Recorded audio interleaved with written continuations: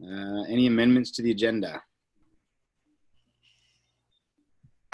Hearing none, can I get a motion to approve the agenda? Ted. Call the question. All in favor? Opposed? Yeah. Motion carries. Reports. 5-year plan. Let's jump right into it. Nikki, did you want to do, or is Lena coming on, or did Nikki He's take the supposed to. I'm just asking.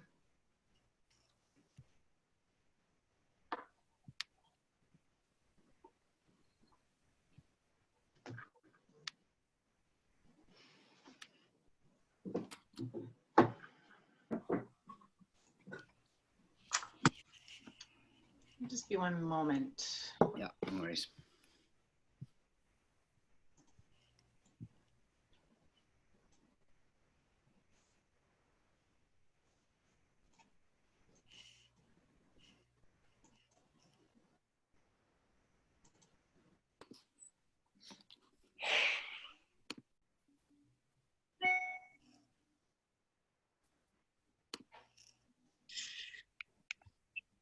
Hello, can you hear me? Hi, Lena. Yes. Lena. Hi there. I'm just let me get this phone balance in the over. Sorry, I didn't catch that. Who was that? That sounded like Nikki. I know. You all set to go there, Lena? I'm good to go. Okay, I've opened the meeting and we're on to the, we just opened the 5-year plan here. So I don't know if you have a little overview if you want to hit, or we get right into discussion. Is there anything you wanted to talk? Do you want me to start? Yes, I please. can go over really quickly. So we brought back this report just to identify some of the strategies that are used for the 5-year bylaw, 5-year financial bylaw. And obviously the first step is to pass the current budget, the 2020 budget that's been discussed for the last few months. And then the remaining 4 years are supposed to be used to strategize for what may be coming down the line. So my job, or our job, is to meet with all the managers and CEO and different departments to identify what they see as material items that they would like to discuss at future budget meetings. So that's what we do, is they bring those items back to me. Materiality, we set it around 50,000. Unless we're talking about staff, then we kind of look at it in a different way. And that's what we've done on the 5-year plan, is we've strategized those material projects, and we've also looked at how we would accommodate them. So by planning 5 years in the future, we are able to get into ways of how we can support that in the future, rather than it coming at us on that year's budget for discussions. So you'll see things like the fire truck coming up in 2023 or 2024, and those items are there so we can strategize and think about, if we need a fire truck in 2023, how are we going to accommodate that? Do we need to start thinking about putting away reserves now? Do we need to start thinking about looking at our long-term debt load? Do we need to start thinking about the potential of a new fire hall to fit a truck? So that's what the bylaw is for. It's not passed so that we're making judgments on the next 5 years budget. So we just wanted to talk about that. And I did actually try to highlight that in this report. In the very first, in the discussion and comments, we talked about the process is about projecting revenues and expenditures over a long-term period. Using assumptions about economic decisions, because we don't know what's going to be happening in 5 years, future spending scenarios and how we can support those projects, and other variables. So it allows us to align financial capacity with long-term service objectives.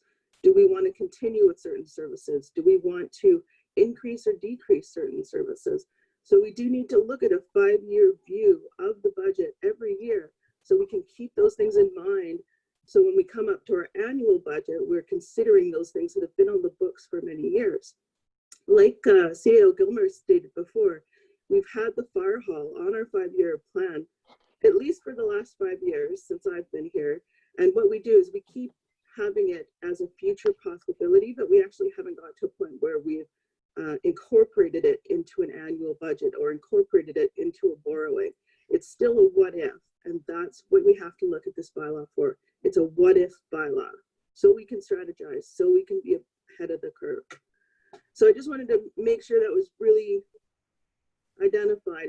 I was hoping that's what the report would say, but I know we're still hearing discussions from people that they're not seeing this as a strategy bylaw, they're seeing this as a set budget bylaw. If we just want to go over some of the graphs that I included in the report, we can so we can identify a few things. So you can see that we can extrapolate operating costs going up, and the percentage of increase is 4.6%. And that's just based on operating. That's not based on capital. That's not based on reserves. That's just operating budget going up, and that's just our municipal budget. So it doesn't include any transfers to other governments. And then we keep going down, and you can see the municipal levy. Now that's in tens of thousands, so that means this is in millions, right? So starting from 2017 through and straight through to 2024, we can see that if you look in our forecast beyond 2020, which we've already kept at a 0% increase, the only increase you're seeing in the 2020 budget is your non-market change. So that where it goes from 1.76 million to 1.82 million, that is strictly non-market change. There's no increase to the taxpayer. And then the two graphs that are the two lines that are there, one shows with now my brain is just gone, a surplus going forward, and one is You're breaking up there. Can you hear me? Yes. Yep. Okay, so in the municipal levy, we are looking at the there's two different lines going. There's a orange gradient and a blue gradient. The blue gradient shows our municipal levy without the assumption of surplus, because we're not allowed to budget for surplus.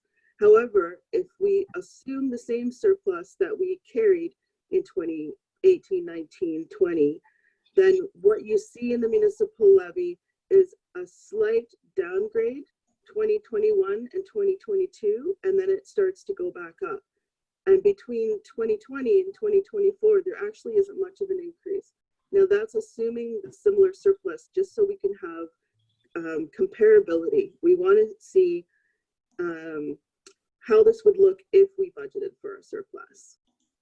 It's really hard to look at this and see 1.8 million jumping to 2.7 million and think that's the budget we're going to ask for next year. It is somewhere between there, hopefully. We don't know what surplus may or may not carry forward, so we don't budget for it. So that's just an example. And then if we go down to the next graph, it's showing our debt load. So you can see that we have a consistent payment plan on our debt load, and it has been going down and is going down every year. And then we have the potential, if we are going to purchase a new fire truck, if we need that new well, if we need a new fire hall towards 2023, 2024, then we are looking at a big debt, long-term debt funding for that, if and when that happens. But we are consistently saving on our taxes by paying down our debt, and that's where we're seeing help for future financial stability as well.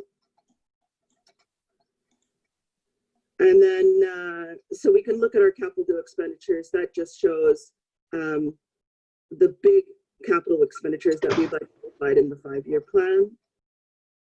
And the next graph would show the reserves we have in different departments. So we have a small amount of capital reserves. We've used them up quite a bit in 2019. We're putting back another transfer in 2020, but then we just got some very small increases in there. So our capital reserve is the one that we're going to see identified in our asset management plan when that comes out at the end of this year.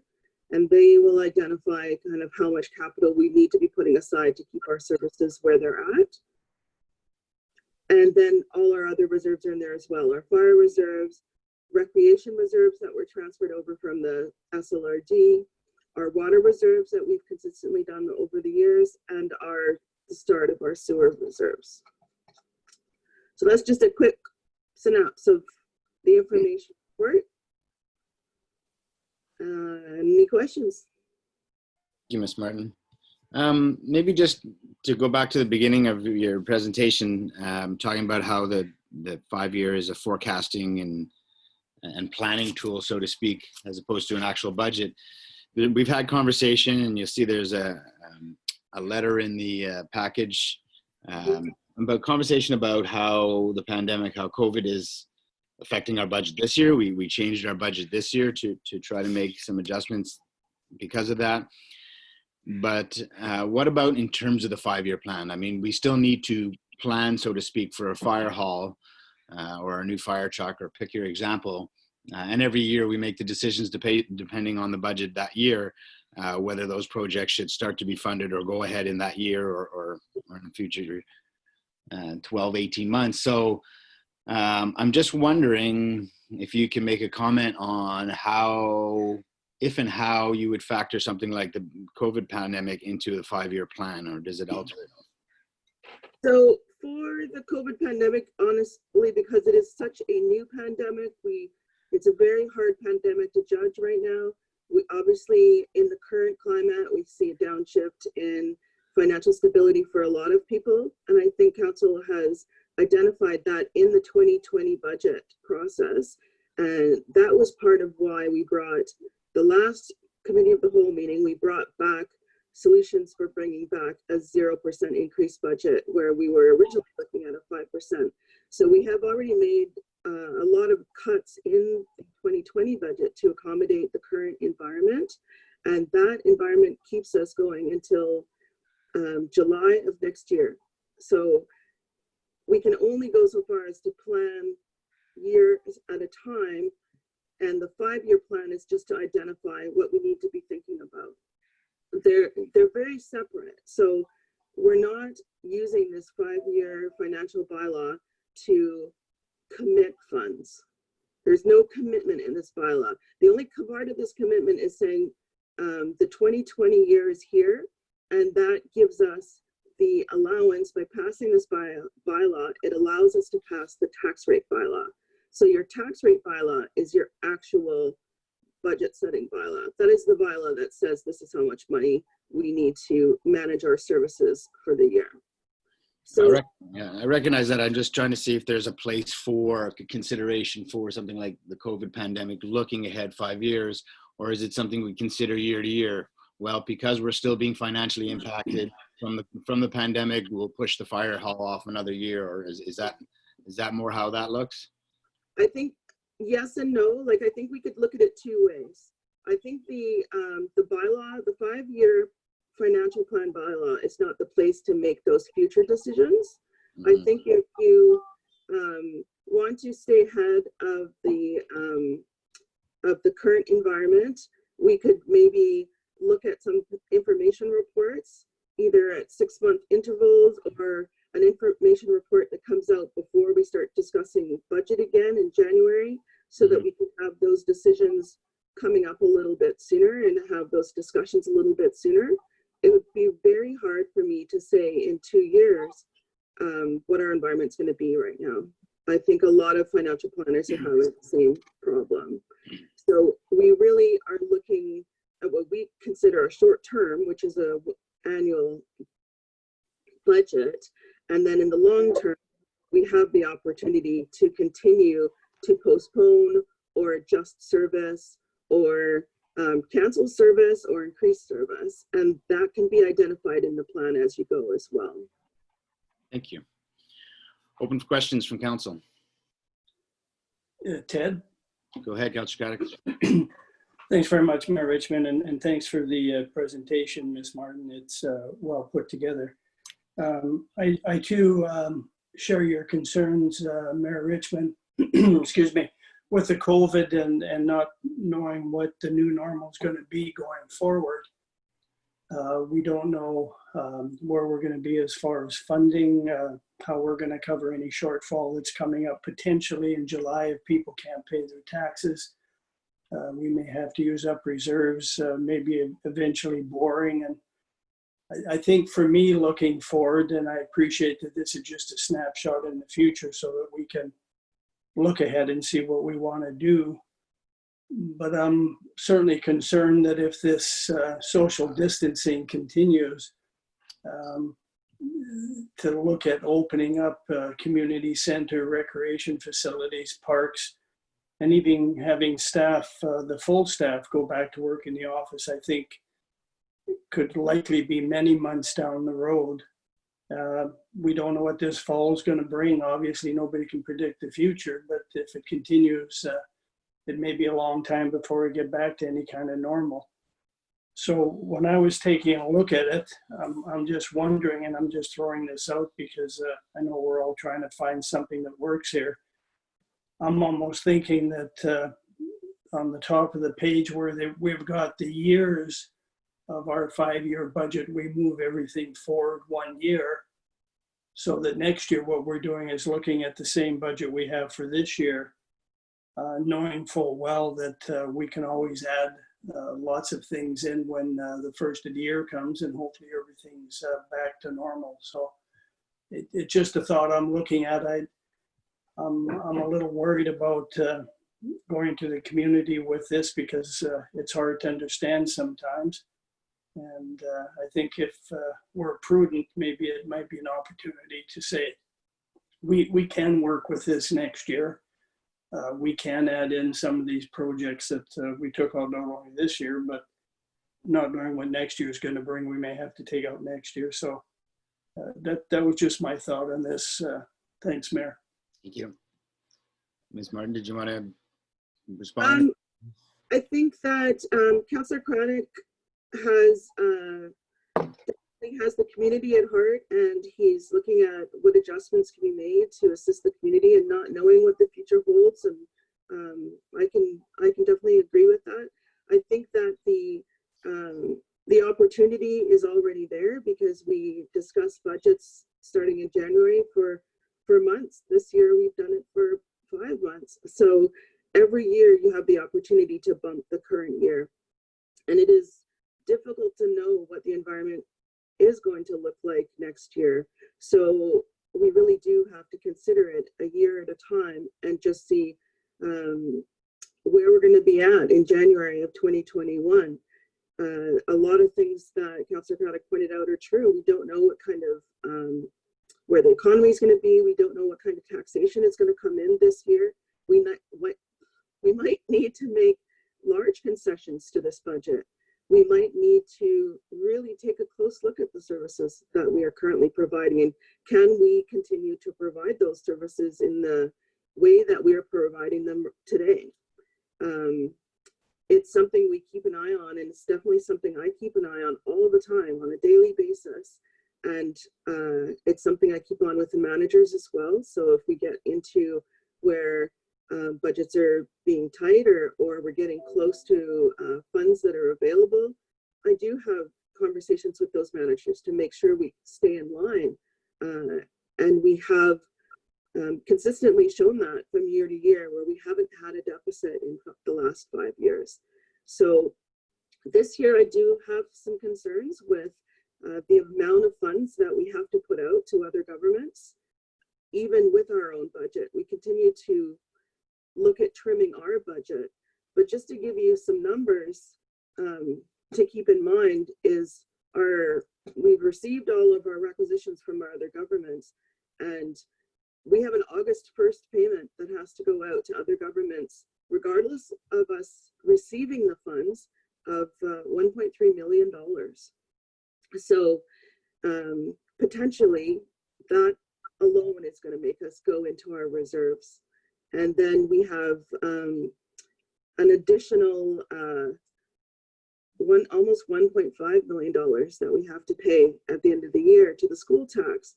Now, school tax has agreed to allow us to not pay July, which is when we usually start to pay July and August. And they've postponed our payments so that to assist us with cash flow for paying those other payments to other governments. So to help us pay down that 1.3 million, if we collect school tax, we can use that money collected to pay those other governments. But we still have to pay those within a month. So our tax closing date is July 2nd, and August 1st, we have to pay out 1.3 million to other governments. That's a risk in itself if we don't get in at least 1.3 million. And that's not even considering the 1.8 million that's in our budget. And we're already going to be 7 months into our budget. So we'll already have spent 7 months of our operations. So those are the kind of numbers we're looking at considering. And if we, as much as we want to keep trimming the municipal side of the budget, we could be really hurting our cash flow as well. So every amount of fund that is reduced in the budget is cash flow that's not going to come in to pay those other government invoices right now. So there's a couple of different cash flow worries that we have to think about before we're looking at what could happen in 2021, I think. Just as an idea to keep in mind that there's a couple of different sides to the way the money flows for the services. Sorry, I can't hear you, Mike. Sorry. There you go. I said more questions. Yeah, I do. Go ahead. So there's a line item in there, $5 million for a new well. What was that? I don't think I've seen that one. That's water well 4. So we have a Sorry, if I could, that's actually a water source. It's not a well. water source. It's a new water source because we only have the aquifer in town, and we need to find another water source, which would require treatment, conditioning, chlorination, etc. Right. And So Right, that's okay. broken out into 3 different capital items. That's broken out into, I think there's a plan to find the water source, there's a drilling plan, and there's a building plan. So the 5 million at the end is the drilling when we get to it, when we find our source. okay, and that's because of the new demand. I think it's a few different things. I think CEO Gilmer can speak to that. Mm-hmm. So we actually did a condition assessment of our current aquifer. And so obviously you don't want to deplete necessarily, not that we're having depletion issues, but we are seeing with climate change, et cetera, that additional demands and impacts to our aquifer are causing some impacts. It's not an imminent danger, but what we have been advised is we need to find another source. So we've explored and have a report on all of the different aquifers in the area, being the Green, the Miller, Lillooet, and Birkin, and also Pemberton Creek, whether or not we can take surface water again. And they've been nailed down to 2 that we're pursuing at this time, and whether or not it's Pemberton Creek would be a source, or whether or not in the industrial park. And we've talked a little bit about doing some exploratory work on our site as far as looking at water quality out there. So we're at the very initial stages of determining which source would be best for us, depending on what the quality comes up and the volume, obviously, and integration into our current system, because there might be some mixing that we need. Although the Birkenhead hasn't been completely removed, that obviously requires further discussions with Lillooet. So we have not looked at that yet. We're exploring the other 2.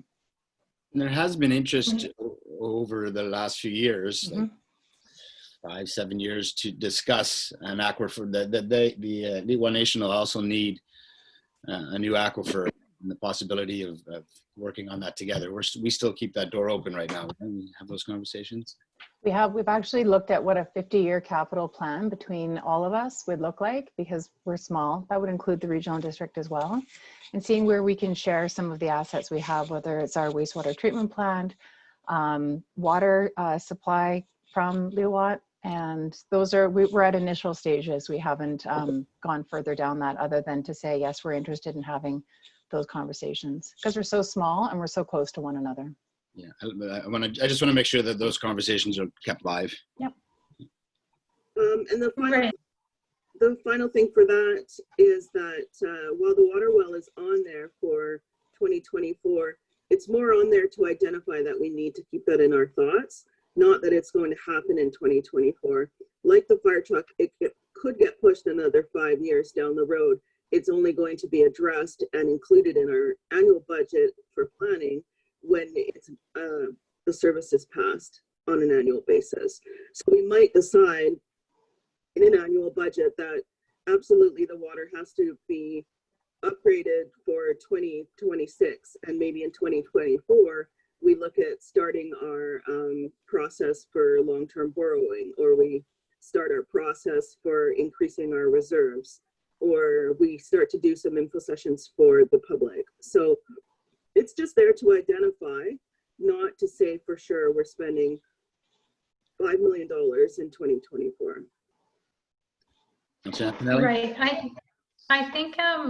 I think we should also, you know, keep that discussion live with the major developers in our community, because, you know, if they are wanting to add hundreds or even thousands of new residents, I think that should be a shared cost, because it does look like a pretty big line item at the end of our budget there.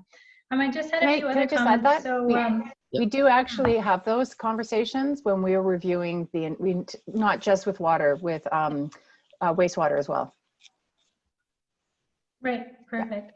So I was a little concerned about just like, you know, everybody else is speaking about how the 5-year financial plan addresses the, you know, the COVID-19 crisis. And I was looking at what other municipalities are doing, and I noticed that some are already starting that borrowing bylaw in anticipation of people not being able to pay their taxes. Another thing I saw was that a lot of people are anticipating 2021 being another poor year. You know, there's that prediction that Canada's economy will shrink by 6% and that kind of thing. So I think that we could make a few more changes here to, you know, reflect that crisis. Another thing I looked at was, Can I speak to just those 2 points, just so I can recall them?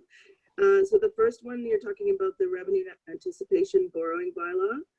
There is, that is a bylaw we are allowed to use to borrow for something that isn't capital. So most of the funding we have, we must have a capital to take the borrowing. We have 2 options in additional bylaws for borrowing. So there's equipment borrowing, or there's long-term, like short-term or long-term equipment borrowing. And then there's a bylaw called a revenue anticipation. And then we have one other short-term allowable bylaw. We are currently using one of those 2 bylaws. So while the revenue anticipation borrowing is allowed, we're allowed to start borrowing for that. We don't necessarily have the ability to borrow for that right now. We would have to look at our current debt financing and see which of those bylaws we've already borrowed against. You're only allowed to borrow against that bylaw once, and then you can't borrow again until it's paid in full. So we have, I do believe we have one other short-term debt under those types of bylaws, and we might not have the ability to borrow. Second to that is, while it sounds great, the revenue anticipation borrowing sounds great, and it's a bit of a lifesaver, for a small government, it's not, because it's based on our tax base. It's actually a very small value. I think our revenue anticipation borrowing, the last time I looked, it was very small. It was like under $200,000 available. So it's not something that's going to help us when we have to pay $1.3 million. We have to look at it in different ways. How are we going to get past certain steps? We definitely need to get past July 1st, past August 1st, and then up to January again. If I can add one more thing, that is actually the last resort we're allowed to use, is borrowing. We have to use the school tax first, then we have to use up all of our reserves, and only at that point are we allowed to borrow. Mm-hmm. And that is coming down from the ministry, because they're also worried that they're not going to have enough funding to support all the municipalities with the with borrowing. They actually did a survey of us to see who anticipates borrowing this year, and we actually have, currently we have, I think, enough reserves to get us through this year. Now that all depends on what happens in July and August, how much tax comes in from the community and how much tax we have to pay out to other governments. And we have to have those questions, and CO Gilmore has to have those conversations with other governments and with council to see how we can keep our cash flows consistent, to keep our services consistent. Yeah. And just to quickly add to this, supposedly Minister Robinson says that, you know, recognizes that the bigger municipalities have a greater ability to draw from and borrow against what they have in their budgets and their reserves, and recognize that smaller communities, as Martin just explained, with our budget, it's not enough money to bridge our financing. So in her words, they are closely looking at how better to support rural communities in this situation, but I haven't heard anything awesome yet. And the second question you brought up, changing 2021's budget within the plan as well.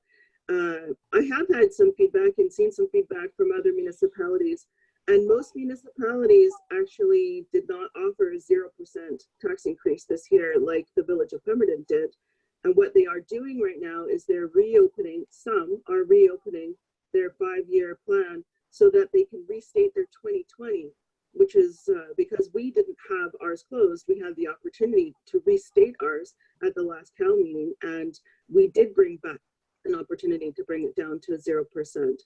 So what we're seeing from other municipalities, and you know, I'll use the RMOW as an example, is they just cut funding. They cut a lot of funding to a lot of community groups in their 2020 plan just to assist with the current climate. So yes, we definitely need to be aware, and definitely 2021, we're going to keep a close eye on. Again, I don't think that this is the time we need to be thinking about the 2021 budget, because nobody knows what that looks like right now. I think we need to be able to have a lot of discussion around it in January of 2021 when we have concrete figures to look at and a reality of where we ended up at the end of the year. And did we make it through the year with borrowing? Did we make it through the year without a deficit? We don't know what that's going to look like. I just have a few more comments. Well, that's interesting that the borrowing bylaws are the last resort, because there are a few small municipalities doing that right now. But I think there are some places where we could, you know, make some changes to the 5-year plan to just acknowledge the crisis and how it might impact 2021. So, for example, I thought for the municipal hall we could put subject to grant funding. And for that $300,000 in additional staffing, perhaps we could have that starting in 2022 and having it move forward with 1 staff person per year rather than putting it in the budget next year. And also the fire hall, $6 million seems like a lot of money, and it seems like actually more than we can afford. So I think we could look at putting, you know, a more realistic figure in there, something that Pemberton could potentially afford in the next 5 years. Another thing that I noticed when I was looking at the other municipalities is that some of them have really easy to access information. So you Google, Sicamou's 2020 budget, and it comes up with a page that shows you their documents, and it gives you nice infographics on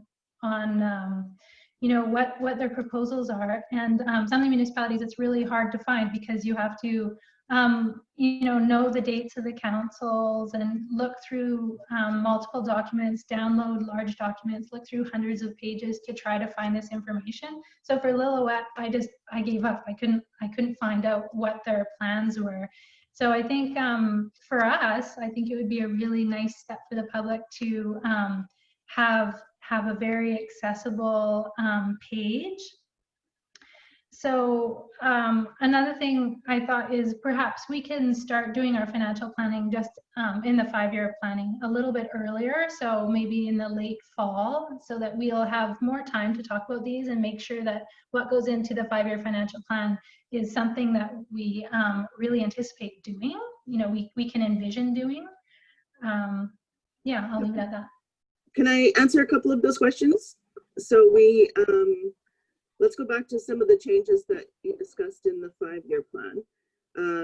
There's some great ideas there for sure. Maybe staggering some of the staffing coming through and looking at the value and the cost of those capital items to see what we could afford. This 5-year plan actually does have an offset of that 6.2 million for the fire hall. That is the purpose of the 5-year plan, is to find a balance in where we can find the money to fund that. So the funding for the fire hall is in this budget. It's made up of long-term debt. The payments are in there. The interest is in here. This is what it would actually look like if we took that borrowing. Now it is up to council in the year that they do purchase that capital item, if they want to move forward with it. They may wish to postpone it for another 5 years. So again, it's just to look at this and say, if fire chief came to me and said, it's going to be this much money for a fire hall, and I say, this is how we can fund it. This is a snapshot of a way that we could fund it and what that looks like. In terms of the capital costs, most of the capital costs are covered by quote or estimate. The fire hall, I believe, is it's definitely an item that's going to be up for discussion, both with CAO Gilmer and the fire chief and with council, in identifying what the true cost is. Unfortunately, services cost X amount of money, whether or not we can afford it. So being a small community, we don't have a lot of funds available, I agree, but it still costs X amount of money to bring a capital item like this forward. So this 5-year plan just says, this is a potential cost. This is a reality that we need to consider, not we would like a $5 million fire hall or $4 million fire hall. We're not able to go out and make a demand like that. We have to look at what the potential expense or expenditure could be and see how we can work with that. And then in the year, you can decide, well, we can't afford that. So we're going to push it off another year until we can figure out some other ways to fund that.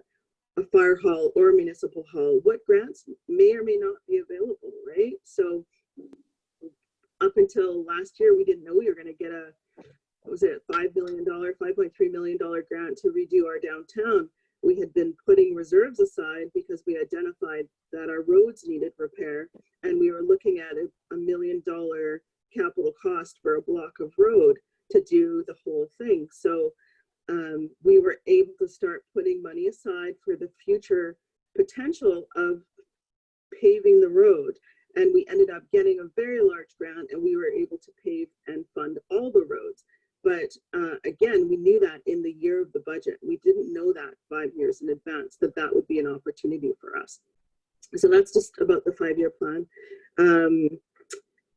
In terms of the info sheet, I really like that idea too. I would like to get, I would like to put out something like this information report. So, I mean, I wish I had more time to do things like that. Part of why we don't have it on our website yet is because we haven't passed anything yet. So the only thing we put on our website is the 5-year plan once it's passed, and the tax rate bylaws once they're passed. And then all the bylaws that follow with finance, our SOFI reports, our annual reports, those all go on each year. So I think that was part of it, is we've only had discussions about it. We haven't actually made any commitments. So there's nothing to find other than our meeting agenda notes right now until we make a commitment, and then we can put something out there that is available for the community to review. In terms of the, what was the last one? Now I've forgotten what the very last one was. The graphic. I said we could start earlier in the late fall, talking about our 5-year plan. plan so that we have time to discuss these things. Because I feel now we're up against the deadline and it's kind of feels a bit late. Yeah, and actually in our budget setting meeting, which we do, Sheena, you December. yeah, Yeah. we actually did set for this 5-year plan to be discussed months ago, and it was supposed to start to be discussed at the committee of the whole, so that we didn't have this rush coming into May. Just with the way our year's been going, and we obviously got the COVID happened right during our final of our budget process, and things got pushed ahead and reviewed, and we had some extra meetings in there. And I think that has extremely skewed the timeline, given the chance to look at this 5-year plan. The second part of that is this 5-year plan includes the current year. So we don't know what our current year looks like until January. We're not able to, I mean, we could look ahead at 2021 to 2024 kind of thing and say, we could look at those future capital items. But really, when we're starting in September, October, we're still in the thick of it. We don't have, as a small community and with managers, you know, running multiple services, they don't have the ability to see that far down the road. We could look at, again, like an information report where we review the previous year's 5-year plan, just so you could have further discussions on that. And maybe that could be something that could be brought forward, so we could review what we passed in May at the end of the year and say, you know, are these things still going to be on the next 5-year plan as something potential to discuss.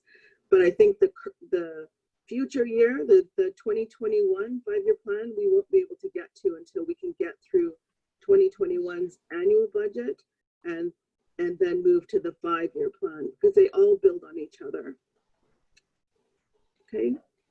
You know, it's a little bit more 2020 budget related, but, you know, with regards to everyone's concerns, obviously, about the pandemic and financial impacts,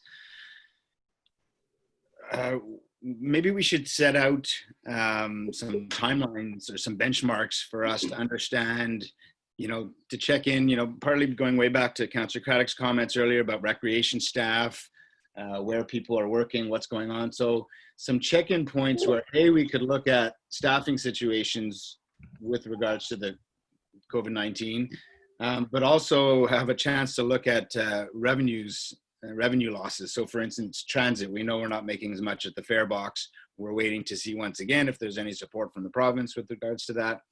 So I'm just wondering if we could set up some sort of check-in, either one meeting a month or every quarterly, or however we want to do it. And you know, Ms. Gilmore and Ms. Martin, you guys could talk about it. You don't have to answer now, but just have those placeholders to be able to talk about lost revenues, impacts to the budget, staffing impacts, and that sort of thing.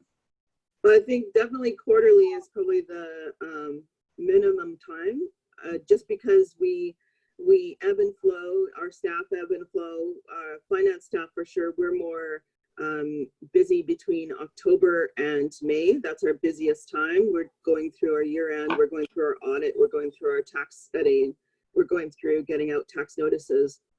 So staff are working quite a bit in those areas. And then some of us try to take some holidays during the break between July and October, so we don't have a full staffing at that time.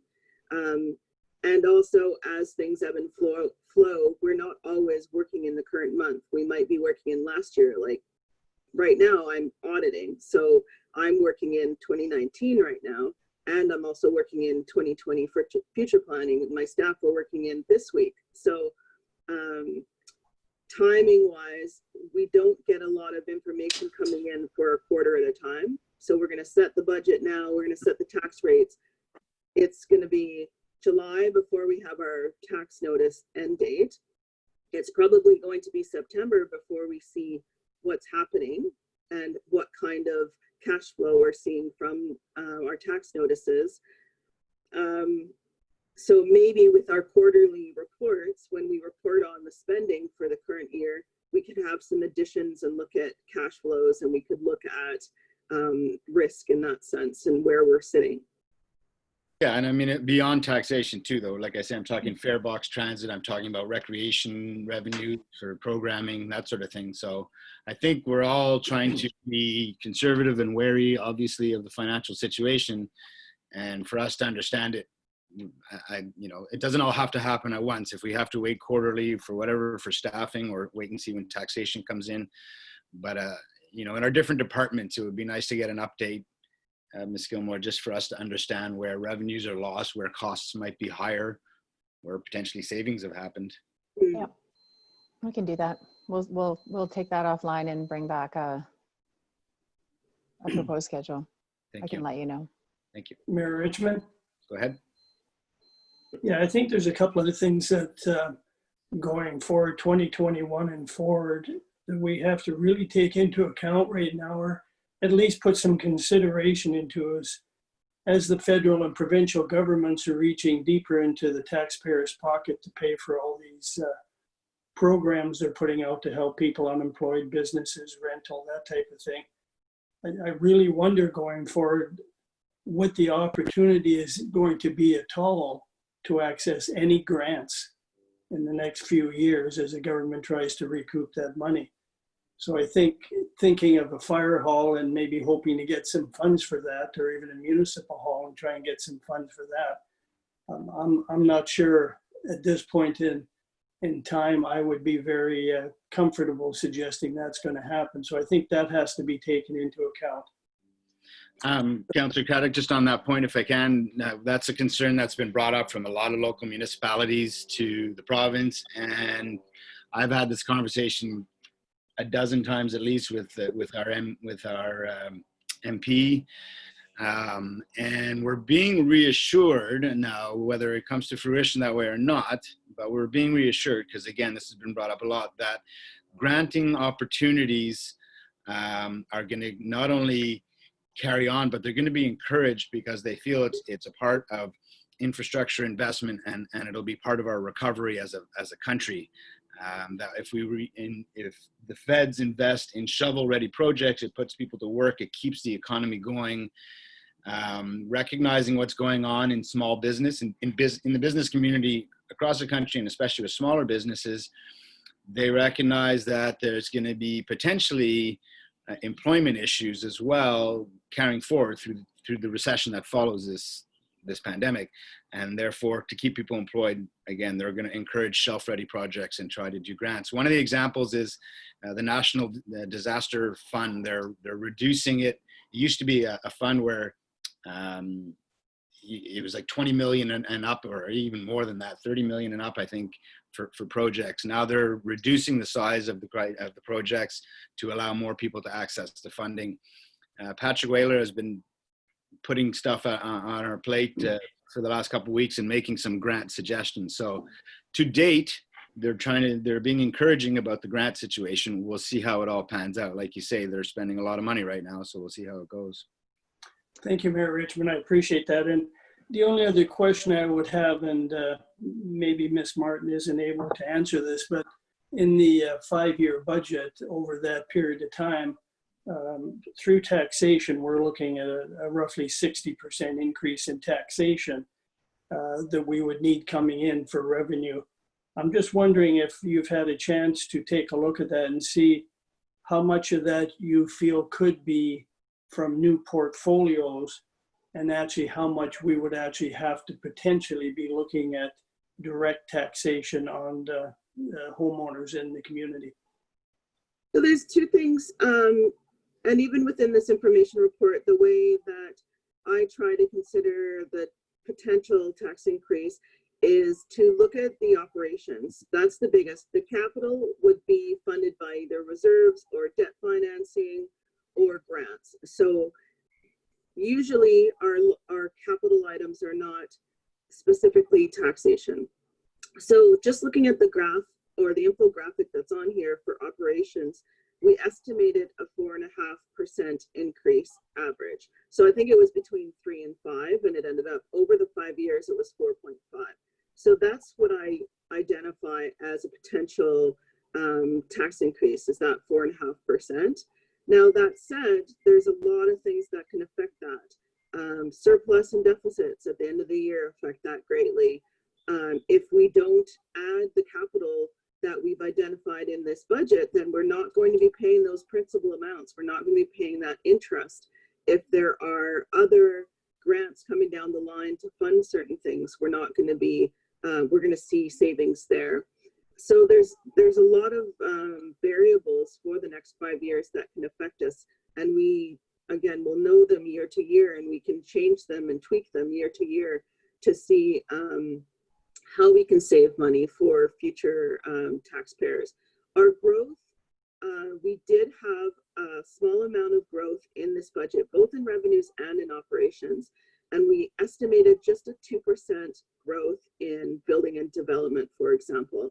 And even in the 2020 budget that was brought back at our last committee of the whole meeting, when we downsized the budget, we started to look at the potential for growth in the community to slow down quite a bit. So I think in 2021, I actually reduced the growth quite a bit in revenues for building and development, and then slowly brought it back up over the next 5 years. And that's just one of the impacts of the COVID virus that is affecting our 5-year plan. So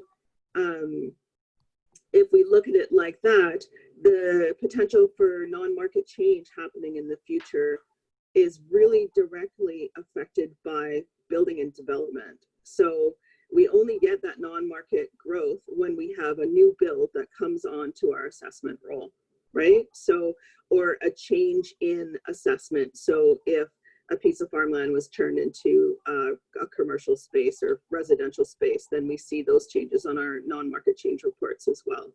So if growth dies down, the non-market change dies down. If growth stays the same, then we will see approximately, you know, we potential for $40,000 to $60,000 of taxation revenue from non-market change. I do think that will go down a little bit and then slowly recover, but it is still a very healthy part of our economy right now. In fact, it's one of the main departments in the village right now that is still running consistently on a daily basis. And we're still getting a lot of applications for building. Thank you. Ms. And Gilmore? Mayor Richmond, the last item, if you don't mind. I agree with you about keeping ahead of where we are financially, and seeing how normally we take August off, but August 1st is a payment of 1.3 million. I would certainly like to have some update at the end of July just to see how we're going to meet that commitment, and that might give us a snapshot on how we're looking going forward. Thank you. Ms. Gilmore, I missed you earlier. I just had a comment about grants. Obviously, we always look to try to have shelf-ready projects so that when an opportunity comes, and we're never quite certain what the criteria for new grant funding would be. In my time here, there haven't been grant funds for municipal halls or fire halls. I've not seen that. And typically it's for recreation, or it's for water, sewer, those types of infrastructure upgrades. So there just is no ability for us to offset some of those costs in our 5-year financial plan, because it's not right now a reality. Whether or not that would change as it goes forward with new opportunities and funds coming out as a result of economic growth, I don't know if they would target towards that either. But I just wanted to flag that it isn't currently an opportunity for us to apply for those. The other thing I just wanted to note is that the one in the corridor, Squamish has just actually issued their RFP, or awarded their award for a fire hall. Looks like it's a 4-bay, and it's 16.7 million. And I think the one thing that should be noted is the fire halls are going to be more expensive than a municipal hall because they need to be post-disaster ready.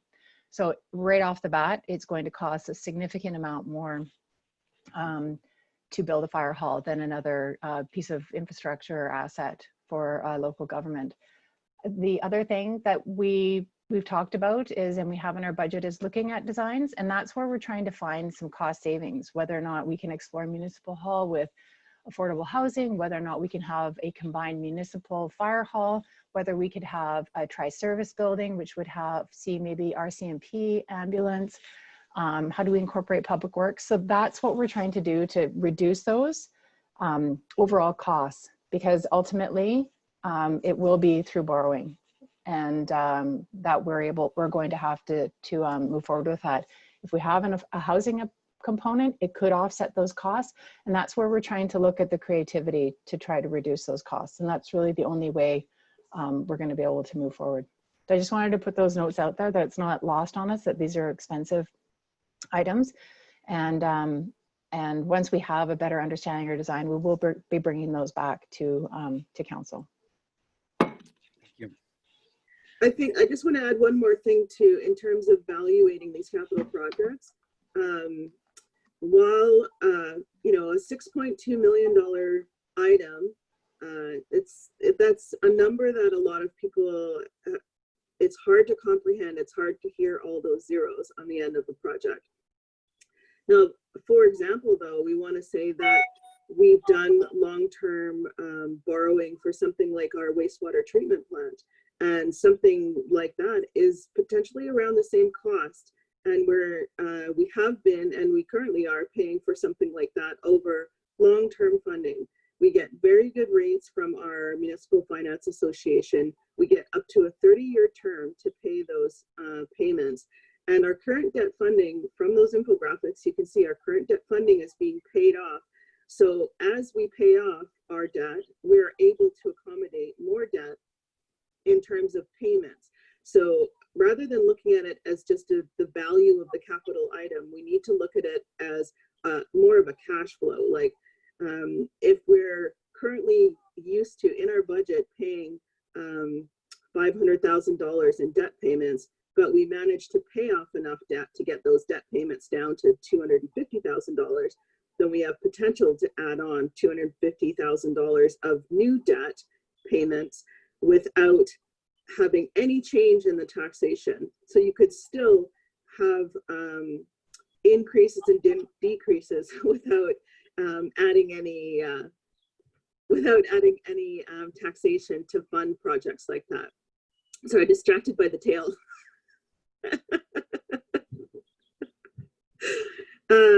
So that's why we use that infographic, to see where we didn't put the fire hall on or the well until later in the year, where we've actually paid down our debt significantly.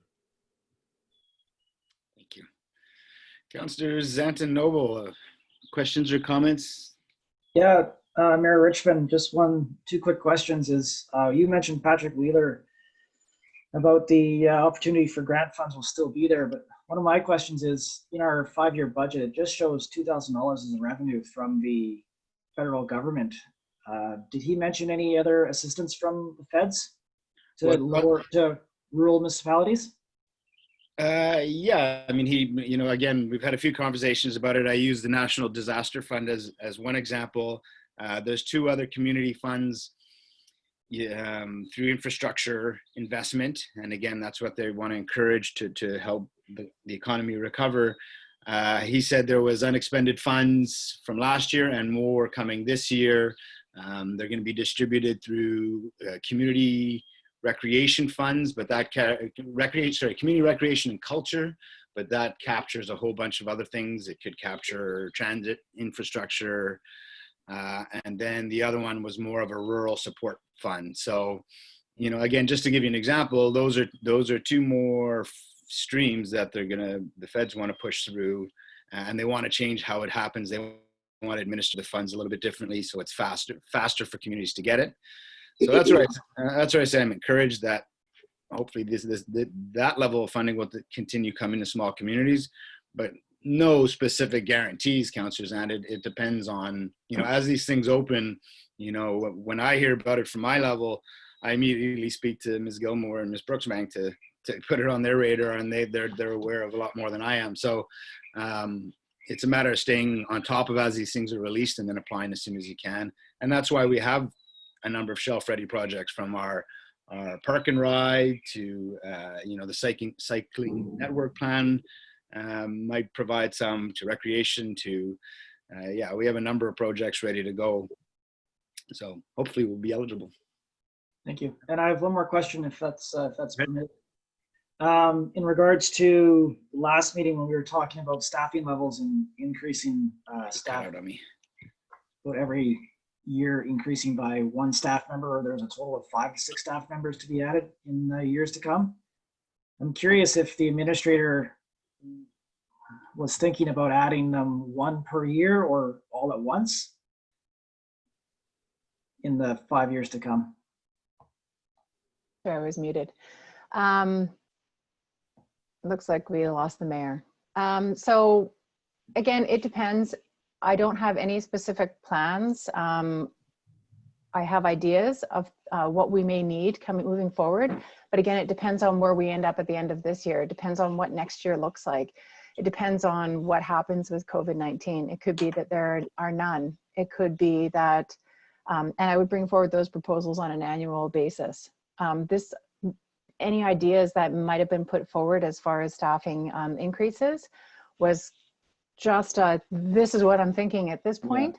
And obviously, prior to any decisions being made, there needs to be agreement by council, and then it would be incorporated into the 5-year plan. Because Part part of of our budget. right, because my concern is that our current staff is going to be, I know you guys are very busy and working lots of hours. Mm-hmm. My concern is that if we don't add staff members, then people are going to start burning out and we'll be in a worse position. So as much as I don't want to see a taxpayer take on the burden of more staff members, at the same time, it can also be cognizant of the fact that our current staff members are going to be hitting burnout, and that's my big concern, because if people start dropping, then the village will be in a worse off spot. I agree, and I think that that's something that I will need to take back to try to help support staff and see staff. And it may be that we've talked about this a little bit because we are still running an EOC. Things are slowing a little bit, but who knows what's around the corner, and who knows if there's a second wave in the fall or earlier, or whatever that happens to be. But we will be needing to take people out of positions to say, you need to take a breath. I'm just talking really about the EOC and other types of roles that are having to do with COVID and their regular work. That is something that I will need to develop some type of plan on making sure we don't have burnout.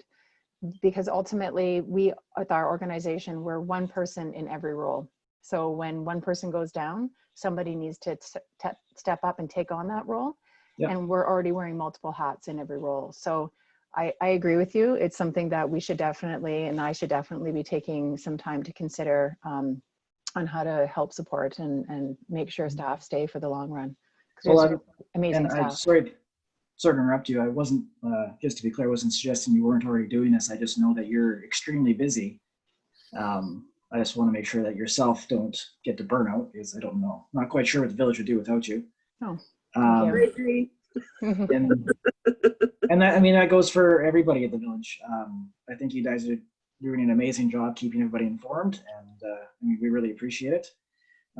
My other question would be only that I know we have repurposed some staff already from community center and what have you. I don't know all those details, but I'm just wondering if further to that we could repurpose them into other positions as people are getting tired, as just to support the managers. I'm sure you've thought about that, but I just wanted to put it out there. Thank you. Yes, we have definitely considered how we can take people who, instead of having to lay people off, which is what we would like to not do if possible, we've been able to successfully reallocate one staff member into Public Works to help out. We do have a few of our casuals who have been laid off. They didn't have guaranteed hours, but we are trying to keep people as occupied and busy, and who can help support other team members that we have right now. So we are currently looking at that. Thank you. Ms. Gomer, did you want to speak to one of the things that has come up with our MP as well as the youth workers program? And so through his encouragement, he's put in our name on our behalf for 1 or 2 student youth workers that could help support village staff as well, and we can get funding for that. So we're hoping to get some funding on that. Yeah, we should find out about that quite soon. I did have a call with him last Thursday, I believe it was, or maybe it was Wednesday. They were going to submit the names by last Friday, which we were going to be a list of one of 25 communities. And we should hear some information this week and with confirmation on May 7th so that we could advertise May 11th. It's a 16-week program. So, and again, just to preface, youth is between 15 and 30, I believe it is. So there's quite a range of opportunities for individuals out there, which we've allocated that towards public works at this time. Staff there with the additional maintenance and upkeep of the public washrooms, because we know this is an essential service to keep open. They're having to clean them at least twice a day. So it is creating an extra burden. Garbages as well, wanting to make sure that they're cleaned and removed. So yeah, there is an impact to that department as well, which would be great to have some additional funding from the government to help offset those costs. Thank you. Councillor Noble, did you want to jump in? I'd just like to say I think staff has been doing an amazing job at keeping up with all these developments as they come and keeping us informed. I would like to see something to give the public more clarity when they look at the budget. It is very confusing if you don't get all this explanation to see what's projected and what's actually going to happen in the short term. Did this budget report help that at all and help in some of the explanations? Were you able to read enough information on the information report without attending a meeting? I think that's some of the struggle we have is that the report itself is just a summary of what is discussed at a meeting after hours and hours and hours of discussion. So it looks like we're just presenting a summarized final version, but we've really had these discussions, and I'm hoping that we can put out enough information to the public where they could read something like this information report and get a bit of an understanding of maybe what they've missed at those meetings or what's been discussed without overwhelming people as well, because it is a lot of information to take in. If I could just add a comment, one thing we could do, because we already have the information, is just put the reports at the very least on page, so that when you go, we did this with, say, the downtown or whatever, you go to the page, at least you can review the reports and see the changes.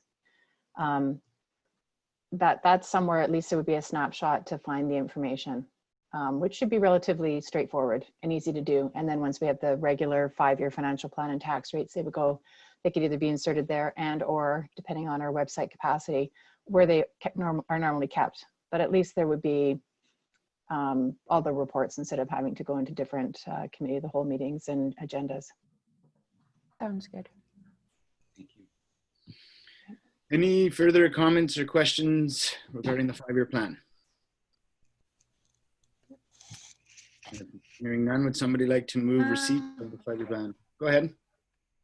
Go ahead, Councilor Kennelly. I think it would be helpful to make a few concessions to the uncertainty and just, I'd like to suggest that we do stagger that staffing cost over 22 to 24. And that we do make some kind of resolution to have staff explore more affordable options for the fire truck and fire hall. Do we want to, I mean, that fire truck and fire hall are a number of years out, and maybe even more so as we've discussed. Is that time and money we want to spend on that now? Or is it just a very good consideration when we do go down that path?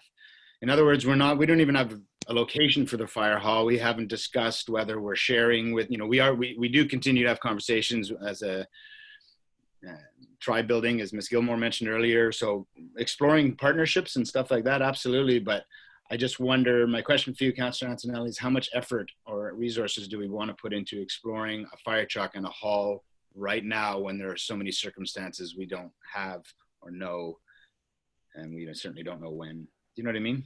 Right. I wouldn't put a date on it. I would just put a general directive that we need to explore more affordable options. So, there's no date, no timeline. I think it's when it makes sense for staff to do it. So it's not something you want to action now. It's Sorry, not something. what was that? It's not something you want to action right now. It's just something that you want to put on the books. No. So to speak.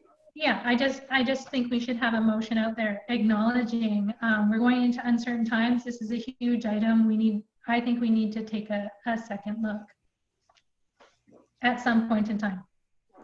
Right. Okay. Carry on. I cut you off. And, that it? And then I think we should make a change to the 5-year budget. Just like I said, moving that staffing, staggering it so that it is more palatable to the public, basically. Okay. So within this 5-year plan, it is staggered between 2021 and 2024. They're not all added in 2021. It is staggered throughout. Oh, okay. There's a section in there and it had a big jump of $300,000. Can't find it now. That's in 2021, you're correct. Mm-hmm. So there were, I believe, from CEO Gilmer's report from the last council meeting, I believe there was 2, maybe it was 3 different staff members added in 2021. I'd have to go back and dig into the detail. But if you wanted to change that to just 1, that would be Council Kutcher.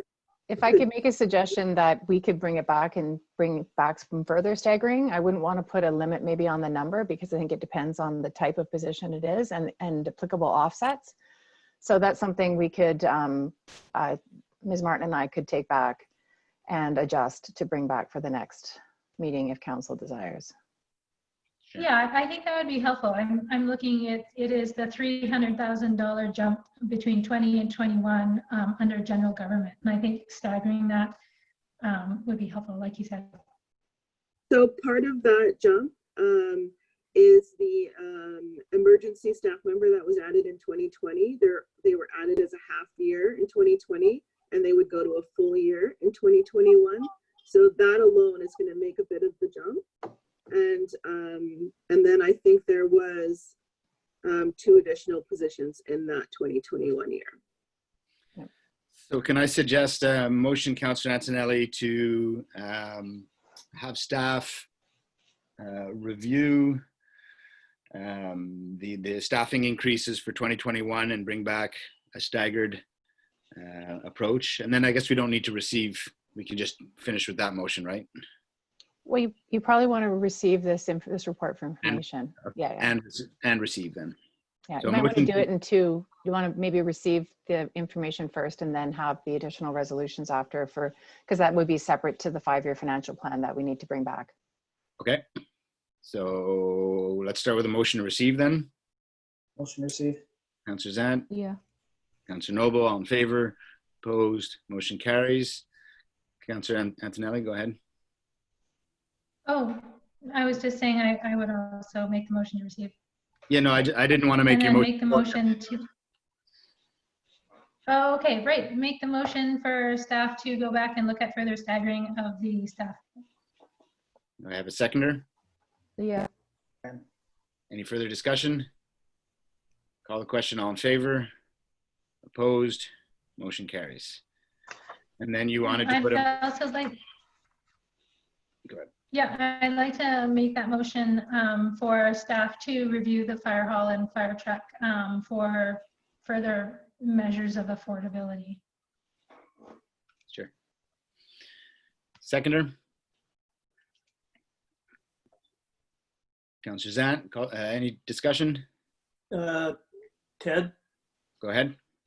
Yeah, I think right now when we're looking at budgets and everybody's talked about pulling up our socks and not spending a bunch of money that we don't have to right now, and being that the fire hall's a few years down the road, I don't think it's good money spent right now. I think we need to concentrate on what we're going to do this year and cutting back a lot for next year, looking at a 0% increase. So yes, I agree. I also have issues with the costs and where we're going with that, but I don't think putting money into it this year or next year may be wise until we see how this whole pandemic plays out.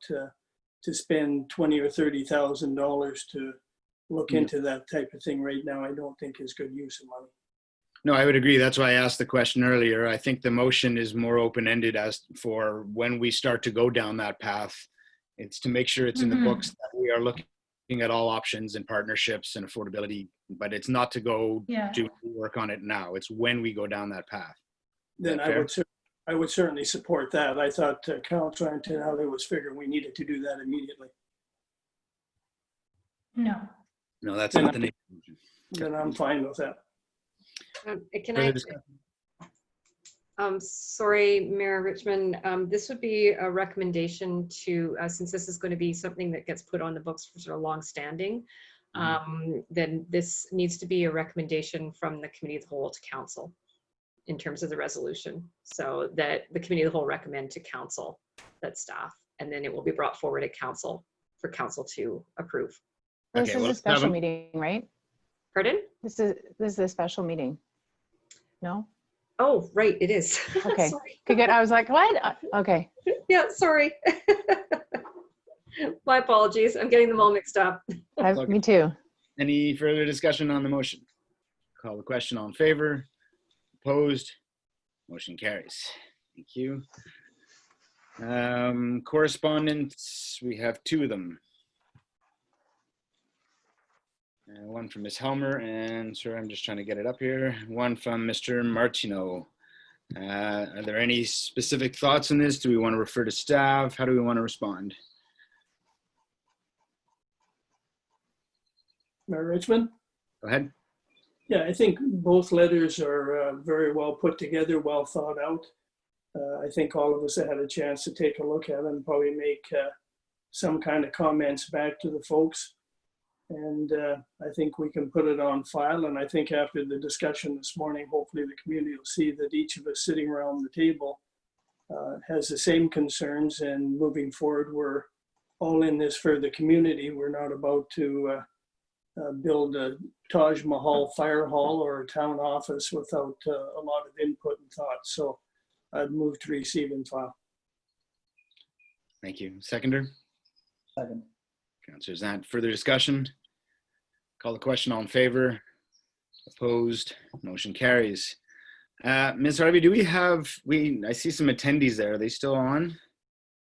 And if so, I'm wondering, this is a special meeting. We don't have a question period in a special meeting, but if there are people on that would like to ask questions, I would entertain a motion from council to open up to the public. Ted? Ryan. Seconded by Ryan. All in favor? Opposed? Motion carries. Ms. Harvey, are there people on the line? Yep, I do see one person has their hand up, so I'll just move them to speak.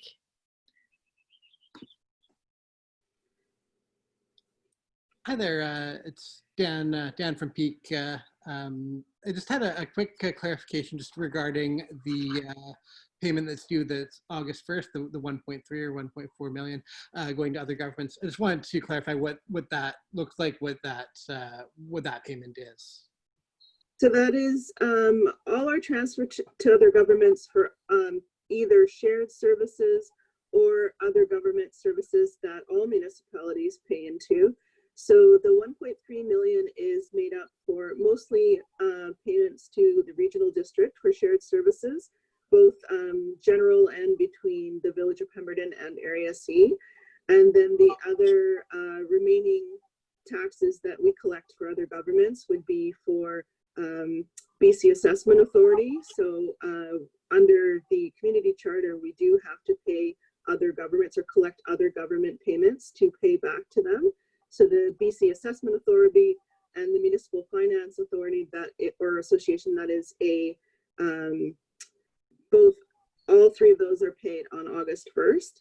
And normally we would pay our school tax and our police tax as well to the province, but we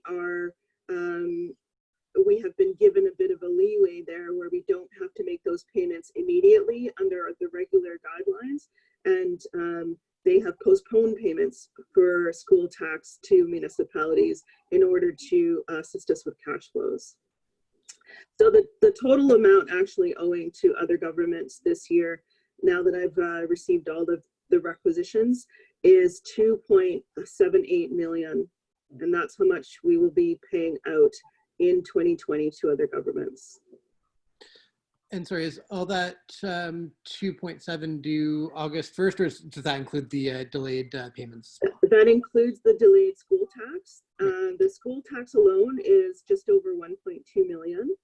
And our police tax collected is 264,000 approximately. Perfect. Thank you so much. Thank you. Is there anyone else, Ms. Harvey? I do see one other person with their hand up.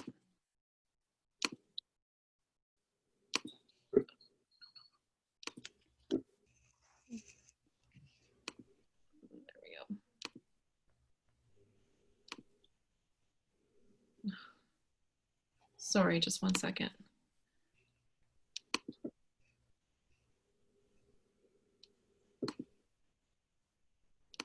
There we go.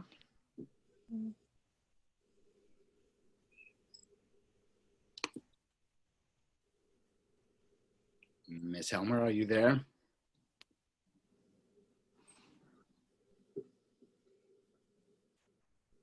He's on mute. He's on mute. There you go. I'm really trying hard here. Can anyone hear me? Yes. Yep. Go ahead, Anna.